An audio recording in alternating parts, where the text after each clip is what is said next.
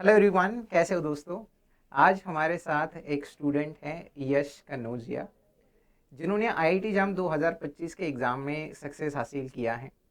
तो जो स्टूडेंट इस एग्ज़ाम को देना चाहते हैं, जिनका ड्रीम है आईआईटी से अपना मास्टर्स कंप्लीट करने का, या जो कुछ भी है मुझे आईआईटी से पढ़ाई करनी है, तो फिर आज के इस वीडियो में हम लोग इनसे बातचीत करते हैं, जान लेते हैं कि इन्होंने कैसे प्रिपरेशन करी थी इस एग्ज़ाम के लिए, और फिर उसी से हम लोग मोटिवेट हो सकते हैं और इनकी प्रिपरेशन स्ट्रेटेजी को हम लोग फॉलो कर सकते हैं और इस एग्ज़ाम में सक्सेस पा सकते हैं। तो चलिए हम लोग शुरुआत करते हैं आज की इस वीडियो को। अगर वीडियो पसंद आता है तो अपने दोस्तों के साथ भी ज़रूर शेयर करना, मैक्सिमम लोगों तक जाएगा तो मैक्सिमम स्टूडेंट्स इस एग्ज़ाम के लिए मोटिवेट हो सकते हैं और इस एग्ज़ाम में सक्सेस हासिल कर सकते हैं। जनरली हम लोग जानते हैं कि आईआईटी जेईई नाम का एग्ज़ाम होता है, जिसके बाद हम लोग आईआईटी में प्रवेश कर सकते हैं और वहाँ से हम लोग बीटेक एमटेक करेंगे और फिर वहाँ से अपना फ्यूचर एक अच्छा देख सकते हैं। लेकिन आईआईटी आपको एक और मौका देती है, जिसके बाद आप फिर से आईआईटी में प्रवेश कर सकते हैं और इस एग्ज़ाम का नाम है आईआईटी जाम एग्ज़ाम। यश कन्नौजिया ने हमारे पास जो मैथमेटिक्स का एग्ज़ाम है आईआईटी जाम का, इस एग्ज़ाम को दिया है और इस एग्ज़ाम में एक अच्छा सक्सेस हासिल किया है। सबसे पहली बात, हम लोग यश का कॉन्ग्रेचुलेशंस करते हैं। कॉन्ग्रेचुलेशंस यश। पहले तो आप ज़रा स्टूडेंट को अपने बारे में थोड़ा सा बताइए, अपना इंट्रोडक्शन दीजिए कि आपको कैसा फील हो रहा है इस एग्ज़ाम को क्वालिफाई करके, है ना। चलो ज़रा बताइए। Thank you sir. मेरा नाम सर यश कनौजिया है। एक्चुअली ये घर पे बुलाते हैं, हाँ। पर जो एक्चुअल मेरा नाम है वो है शाश्वेंद्र कुमार सर। अच्छा ठीक है, हम यश तो बुलाएंगे, ठीक है ना। हाँ, बिल्कुल चलिए सर। हाँ। तो फिर आपको इस एग्ज़ाम के बारे में कैसे पता चला, ज़रा ये बताइए। जब मैं दिल्ली यूनिवर्सिटी में एडमिशन लिया तो इससे पहले मैंने आईआईटी का प्रिपरेशन किया था, जेईई का, जो कि कोटा से मैंने प्रिपरेशन किया। ठीक है।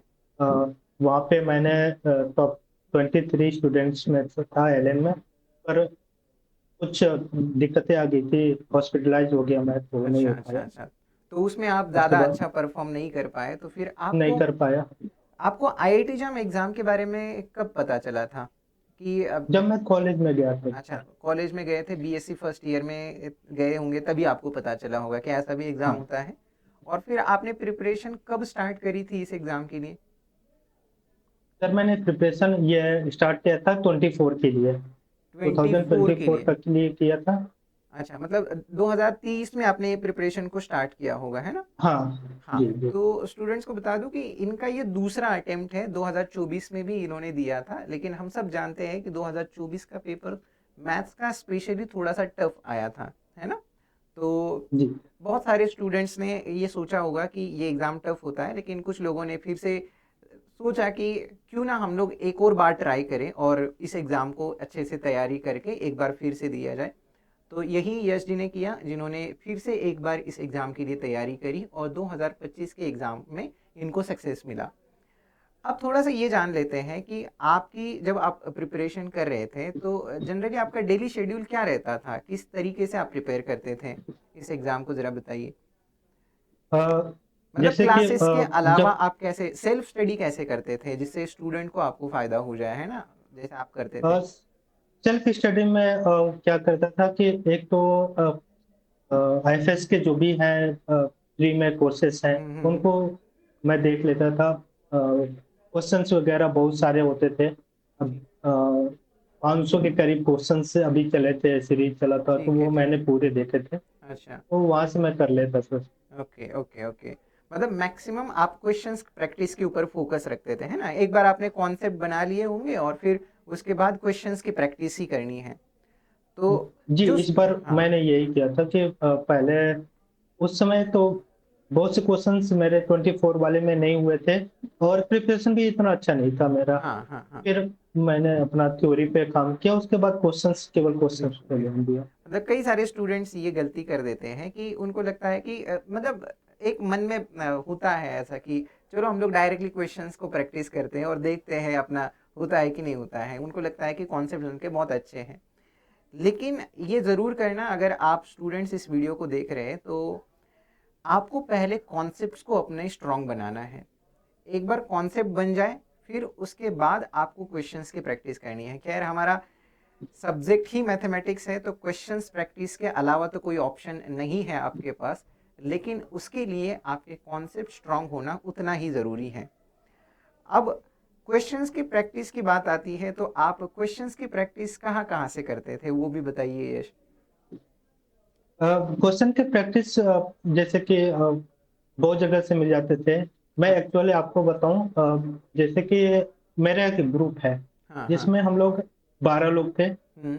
और 9 बजे से हम लोग का डिस्कशन स्टार्ट होता था, रात के 9 बजे से, हाँ और 11 बजे तक डिस्कशन होता था। तो अच्छा। उसमें क्या होता था सर, कि हम लोग टॉपिक डिसाइड कर लेते थे। जैसे कि मान लीजिए हमको लीनियर अलजेब्रा करना है ना।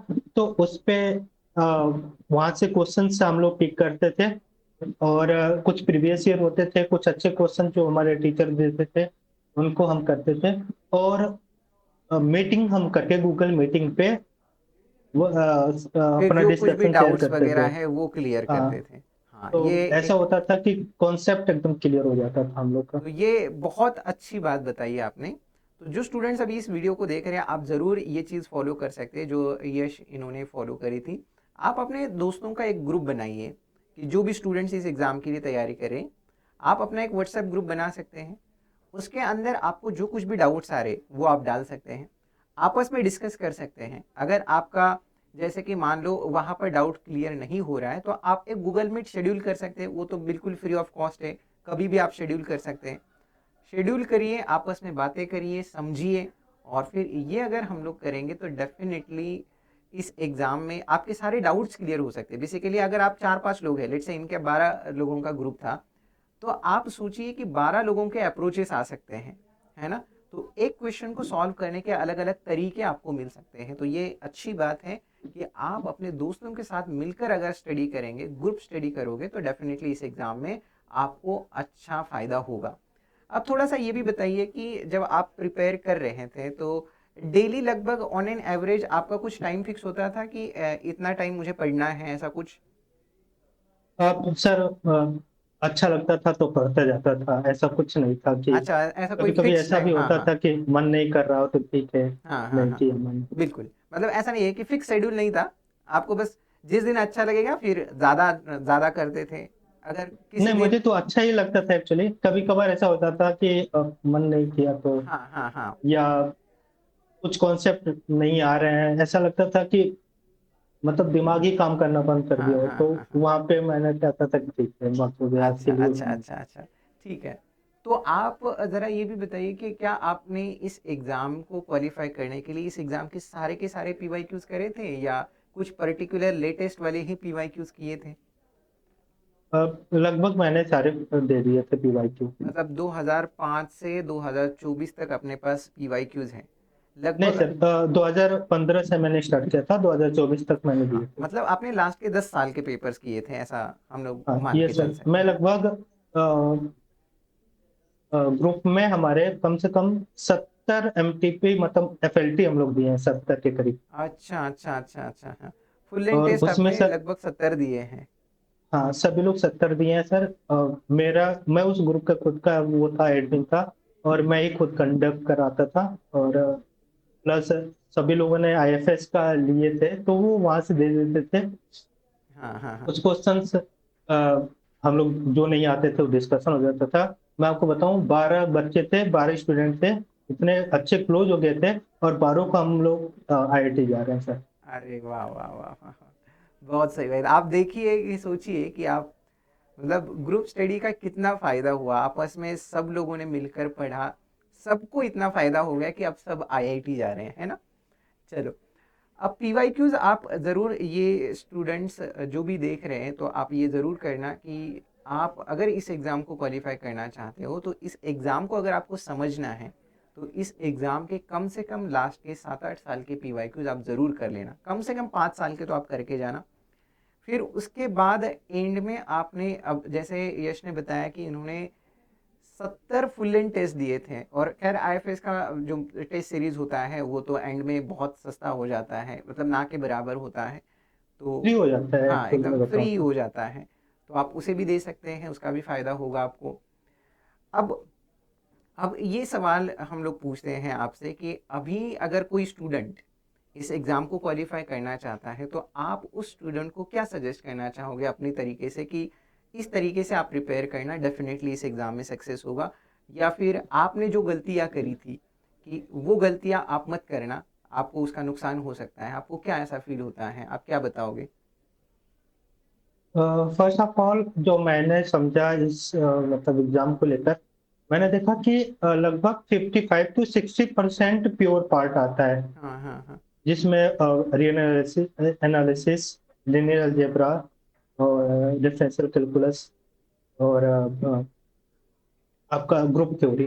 हाँ हाँ। तो इसको मैंने पहले मतलब ये 4 चैप्टर ऐसे थे जो मैंने इसको 4 पिलर मान लिया था कि अगर मैं कुछ नहीं पढ़ा इसको भी अच्छे से कर लिया तो मेरा हो जाएगा। ठीक है, हम और लोग सर जानते हैं मेरा रियल वही अकेला हुआ। 40 मार्क तक पूछता है ना?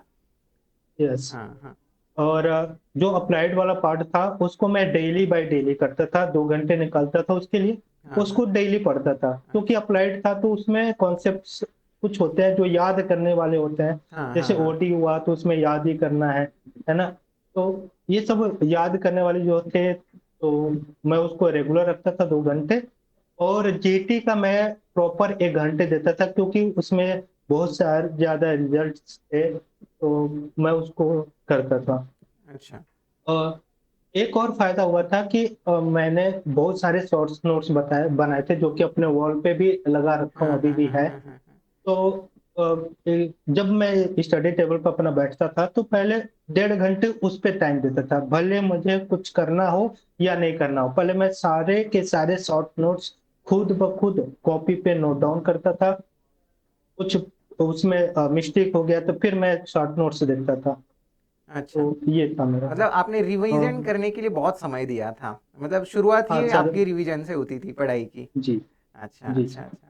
तो मतलब ये आप सजेस्ट करना चाहोगे कि डेफिनेटली आप पढ़ना तो ज़रूरी ही है, पढ़ने के साथ साथ रिवीजन भी उतना ही इम्पोर्टेंट है, क्योंकि जो पढ़ोगे वो याद भी आना चाहिए, है ना?